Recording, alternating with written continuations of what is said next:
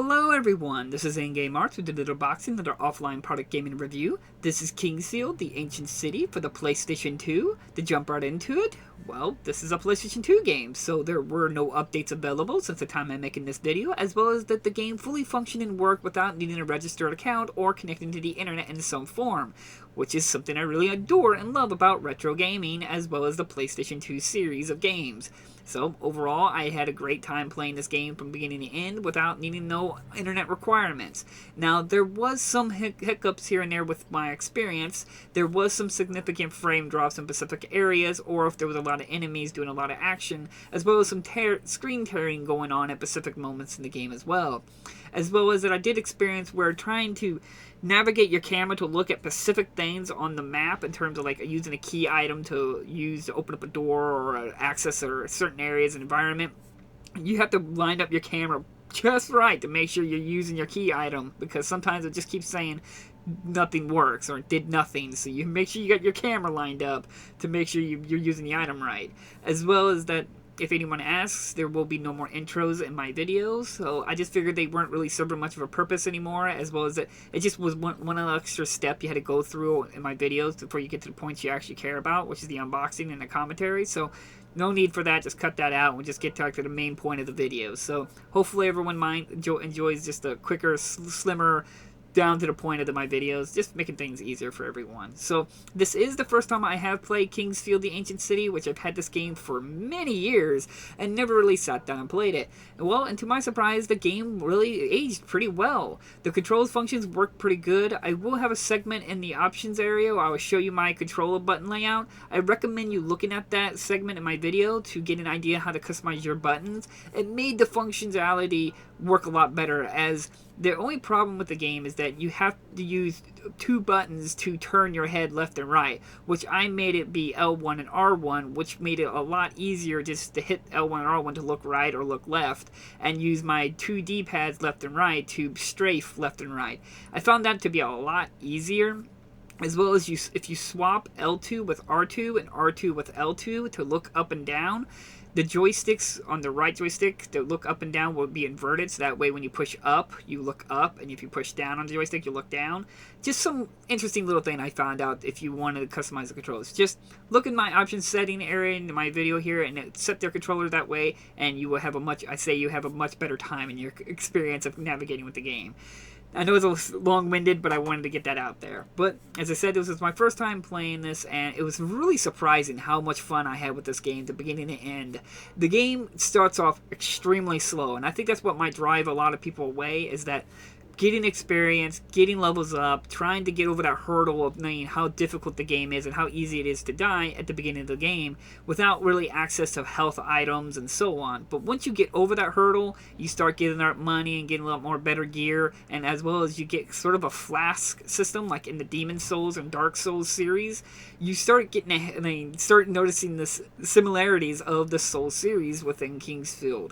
It was actually pretty awesome how much I felt like I was playing a first-person mode Souls-like game without the souls in the game. And I think if you're a fan of the From Software games or the Souls series, you might want to look into this game. This actually has aged pretty well. The graphics are good. The story is interesting. The music is good. Just the controls can be a little finicky, and as well as that sometimes frame rate drops and so on. But the slowness of the game does work in its benefit because, as I said, a little bit clunkier controls, but the enemies are a little bit more slower. It gives you a little bit more time to adjust. As well as like within the Soul series, your bow and crossbow is your best friends, so use that to help with certain tougher enemies.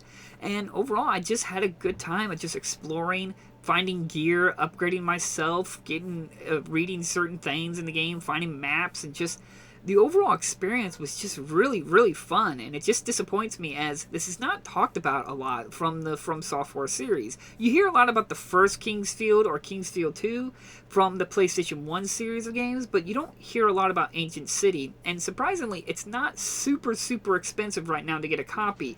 I'm not saying it's cheap, but you would expect the game to be a lot more expensive than what it is right now, which I think is going around like $100 for a full, complete copy. Which surprisingly is not that bad, considering like the PS1 games are getting up to $100 to $200 now. So I do highly recommend the game. I had a great time with the game. I'm just blown away at how long it took me to finally sit down and play it. I guess in my mind, everyone was playing Elden Ring, and I figured I'd go back and play the OG, the original Souls-like games, and I just had a great time with the game.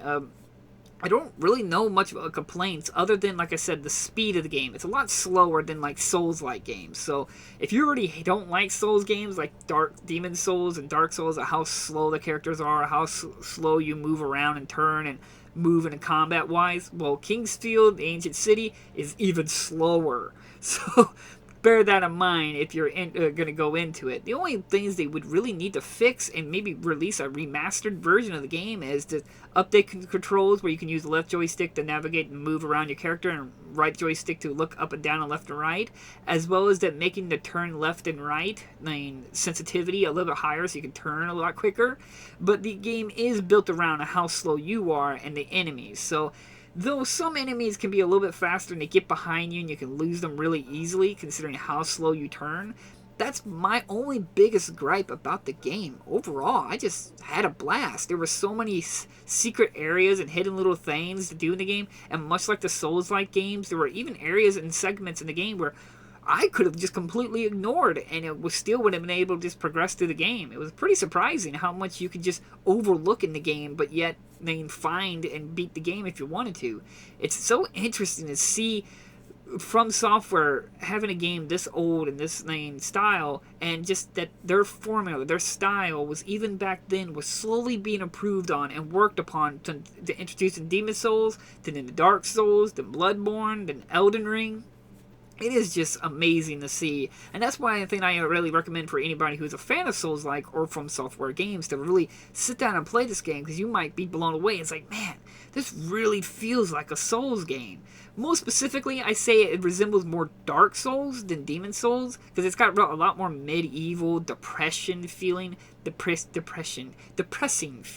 the game, more than probably Demon Souls, but they're both great games, but I feel like this was more as a OG original to Dark Souls. But overall, I can't really fault anything else. Other than weapon upgrading in the game was a little weird. You can upgrade it by using resources like a stone to upgrade it. It only upgraded by like 1 point, and you actually have to wait literal minutes in real life before the weapon is reusable after the blacksmith is done forging it.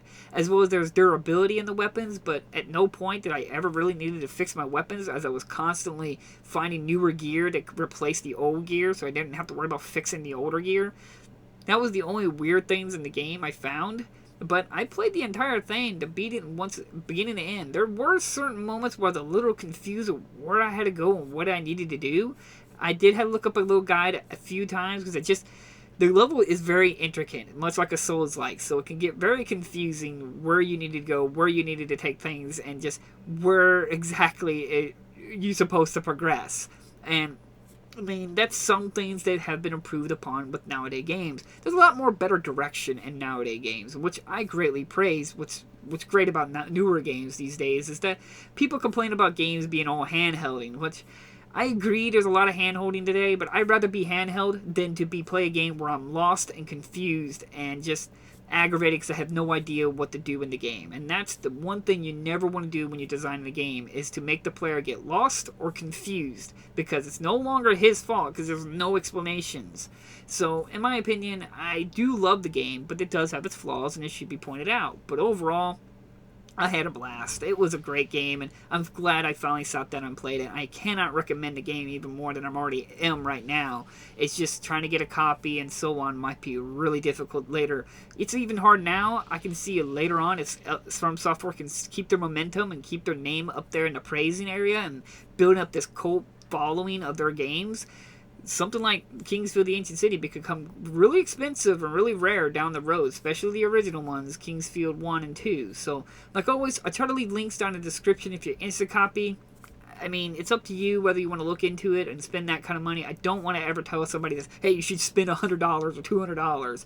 No game is really worth that. But future on, I don't know how expensive the game could get, and I do think that if you're a fan of From Software games or Souls-like games, and you really would like to see the roots of where From Software was and how the universe and the mechanics slowly grew into From Software or the Souls-like games, this is a good history book of there is history in these kinds of games. It was mind-blowing running through this and how much has been transferred from this game to the newer games. So I'm going to start rambling now, as I've pretty much made my point. I'm basically gushing now because I just had a blast. I could not put this game down. I played it constantly. So like always, as I said, I'll try to leave links down in the description if you're instant copy. I definitely recommend looking into it, but do what you feel is best when what you want to spend. So thank you all for watching, and I'll see you guys in the next unboxing video.